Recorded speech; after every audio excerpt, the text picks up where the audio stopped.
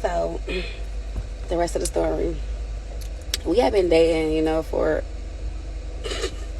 My ring fell out.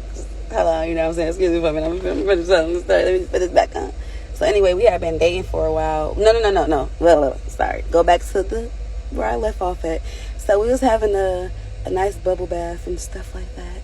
And then he was like, you know, stand up, you know. Because he, like, got the nubs and everything. So, like, he wasn't tall or anything. So, no.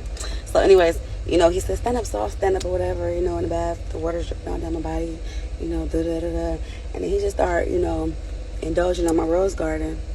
So, I definitely didn't stop him. He had us hungry, and that shit was crazy. You know, though he was crippled, listen, the skills that he had, definitely didn't give a fuck about him being crippled.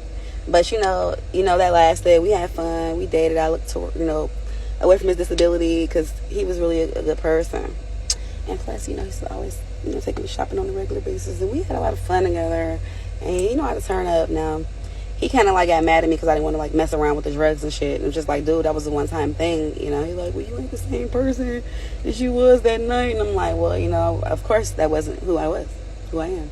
Anyway, so, like, this month's in, we still talking. He ended up coming to get me one weekend to go to his house.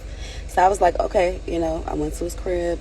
And then this nigga was like, you're not going home. I'm like, I am going home. And he was like, no, you're not. You ain't going home. I'm like, nigga, I am the fuck going home. So he get down off the bed on his little nub was like, I said you ain't going home. I'm like, oh, hell no. Like, dude, you gonna stop getting on them nubs. You know what I'm saying? Coming towards me like that. You giving me a problem. You making me hungry. So, like, he all, like, da-da-da on them nubs. Like, I'm telling you, I can't make this shit up. This shit for real.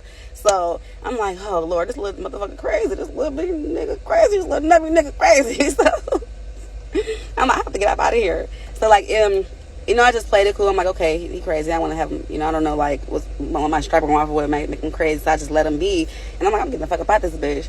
So, you know, we had, you know, basically made up, or so he thought we made up. So I'm like, I have to go. And then, like, as soon as nigga went to sleep, I was out.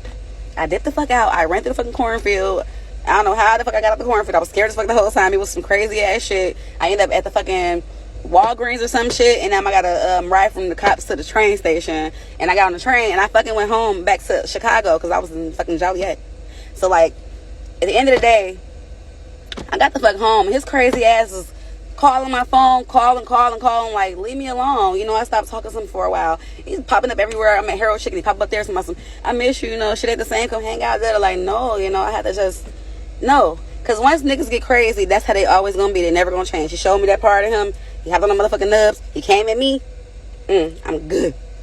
But anyways, you know, that was the story. That was the rest of the story. You know, me and Nubs was cool. That was my little boot, you know what I'm saying? And so he went crazy.